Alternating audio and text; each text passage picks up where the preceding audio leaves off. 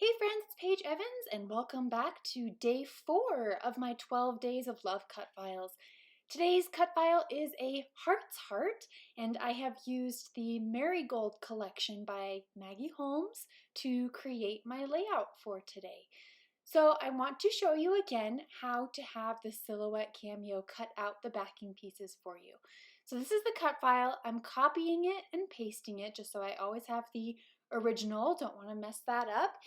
And then I'm going to right click and release the compound path. And then I'm going to delete the outer layer and then all of the inner pieces that I'm not planning to back. So it takes a little bit of time to delete all of those pieces in between the hearts. Just click delete one at a time, and then if you accidentally delete a heart, just undo and put it back in place. Select all of the hearts and then group them. And this just saves a step when you're deleting it after offsetting. So open up the offset panel and then decrease the distance until the hearts aren't overlapping or touching. You just want to create a very tiny offset around the hearts.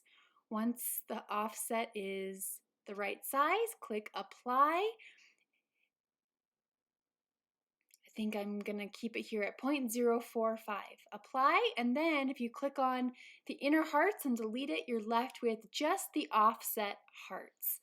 So now I'm going to show the grid and start moving the hearts into areas that I can easily create with a punch or with just by trimming a square. I believe all of these hearts can fit into 1 inch or 1.5 inch squares. So here I've gone ahead and done that because it's a slightly time-consuming process to move all of these hearts into squares. You can see the majority of them fit into 1 inch squares, which makes it really easy to punch pattern papers of the same size.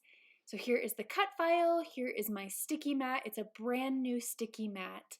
And then I'm bringing in the Marigold collection, and I'm finding pattern papers that I can punch 1 inch squares and 1.5 inch squares from, and placing the squares of paper on the sticky mat to mirror what's happening in Silhouette Studio. So I set up all of the hearts in Silhouette Studio. So now I'm cutting pattern papers to fit in those exact same squares, and then the cameo will cut out all of the pieces.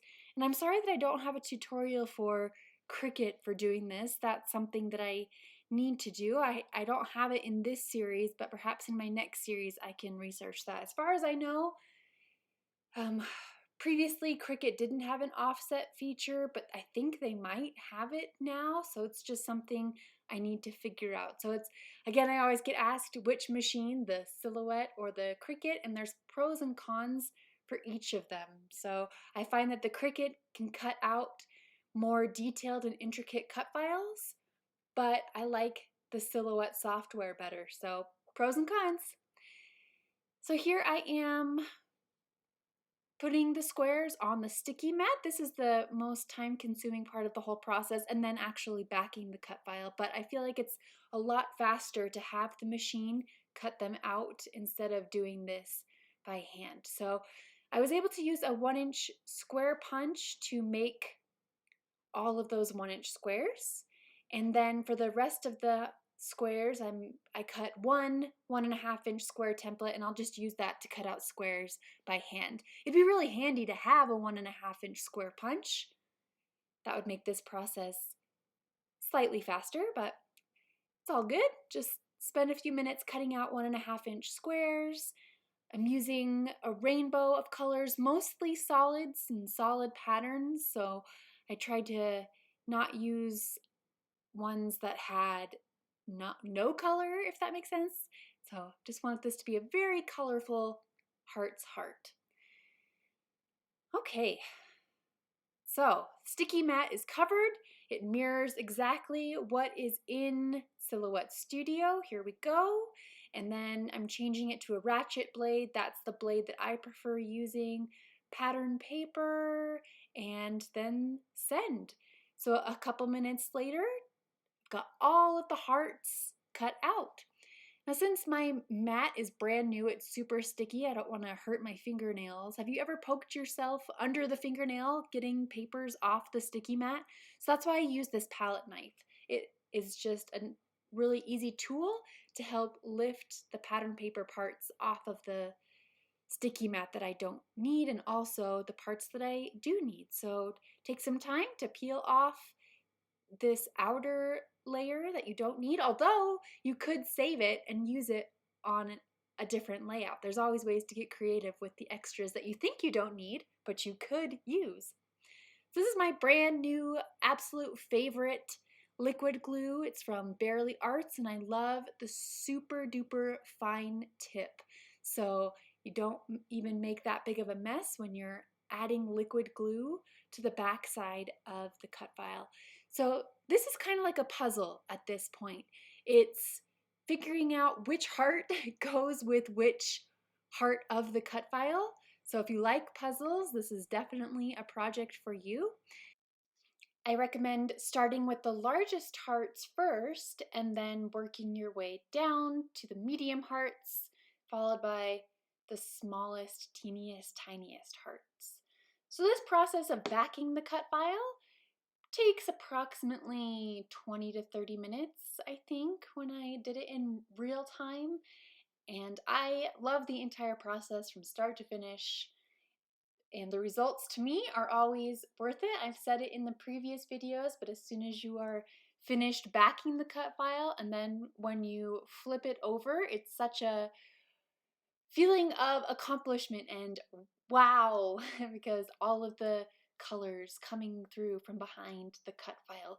So like I said, I've used the Marigold collection, but I am so excited to see which collection you choose to back this cut file, because you could use 100 different collections and it will always look different and awesome. The results will look different, but they will always be awesome.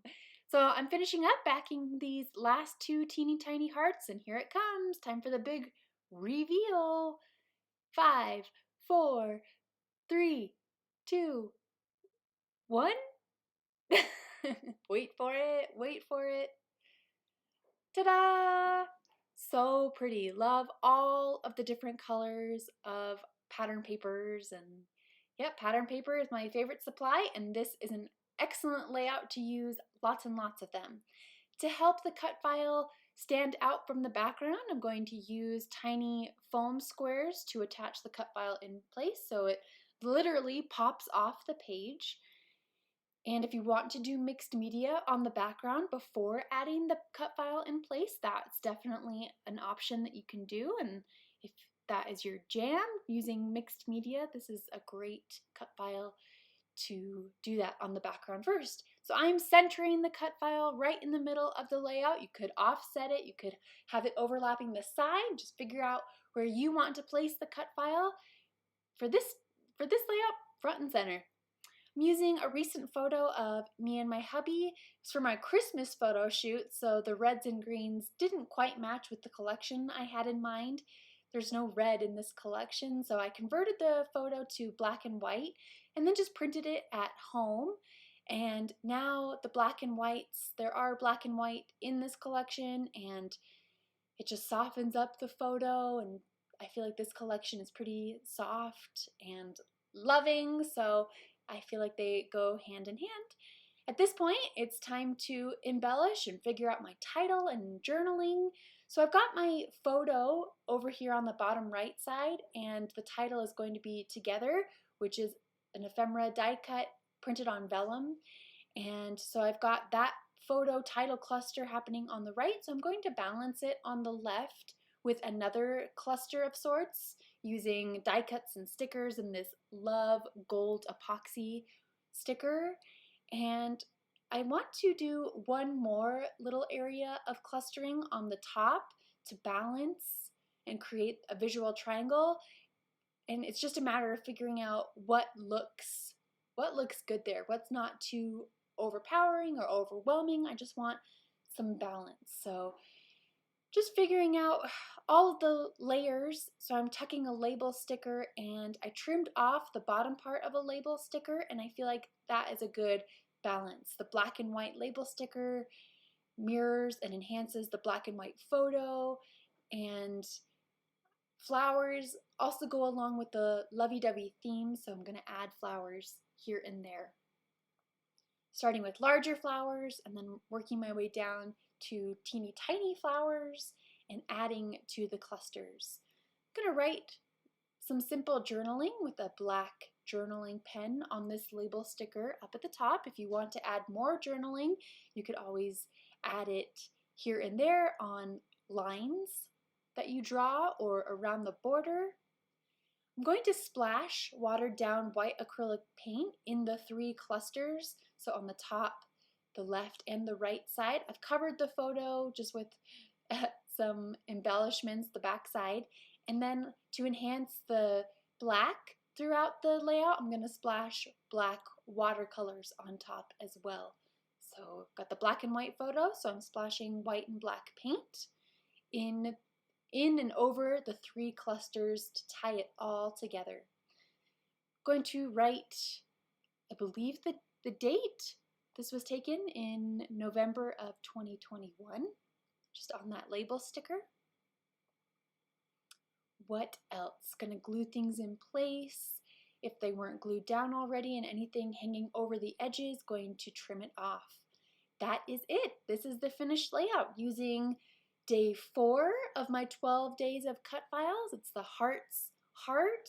Used the Marigold collection by Maggie Holmes, and I am loving how this turned out. I hope you are inspired to pick up my 12 days of love cut files and create layouts about your loved ones or things you love, people, places you love, and tell your stories. Thank you so much for watching, and I am excited to continue this series tomorrow, so I will see you then. Have a great day.